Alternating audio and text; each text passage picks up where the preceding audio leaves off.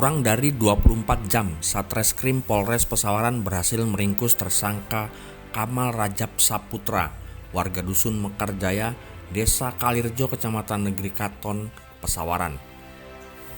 KRS adalah pelaku pembunuhan dan pencurian dengan kekerasan yang terjadi pada Selasa 6 September 2022. Korbannya adalah Inna Tatmia, gadis belia 15 tahun, warga Dusun Kemuliaan Desa Kalirjo, Kecamatan Negeri Katon, yang ditemukan tak bernyawa di kebun karet dengan kondisi luka sayatan dan luka jeratan di lehernya.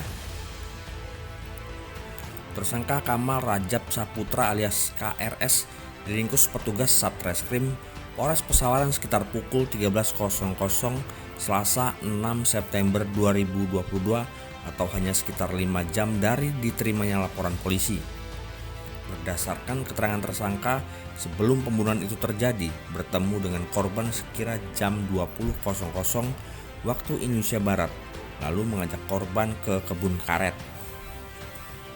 Kemudian korban disetubuhi sebanyak 1 kali. Setelah melakukan persetubuhan, tersangka mencekik korban menggunakan kedua tangan dari belakang. Bukan itu saja, tersangka menjerat leher korban dengan tali celana korban hingga tak berkutik lagi. Tersangka lalu memukul kepala korban menggunakan botol kosong bekas minuman keras yang ditemukan di sekitar lokasi. Lalu pecahan botol tersebut digunakan untuk menusuk leher korban. Berdasarkan hasil pemeriksaan, motif pembunuhan yang dilakukan tersangka yaitu ingin mengambil HP milik korban.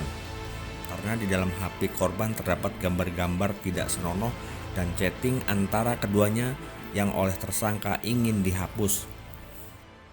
Jadi sebetulnya handphone itu ini menjadi satu penyebab ya kenapa si tersangka itu melakukan tindakan sadis ya, karena tersangka ini korban ini di handphone korban itu terdapat gambar-gambar yang tidak senonoh di antara dua, karena udah kenal-kenalan gitu, saling membujuk ya kan, merayu-rayu, akhirnya mereka saling berkomunikasi melalui media sosial, chat-chatan. Nah, ini ada gambar-gambar yang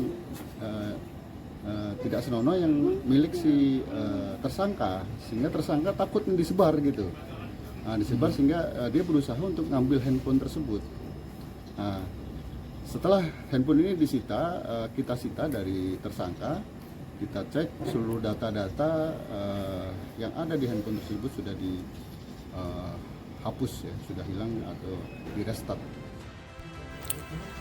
Barang bukti yang diamankan yaitu berupa 1 unit sepeda motor dan 2 unit handphone.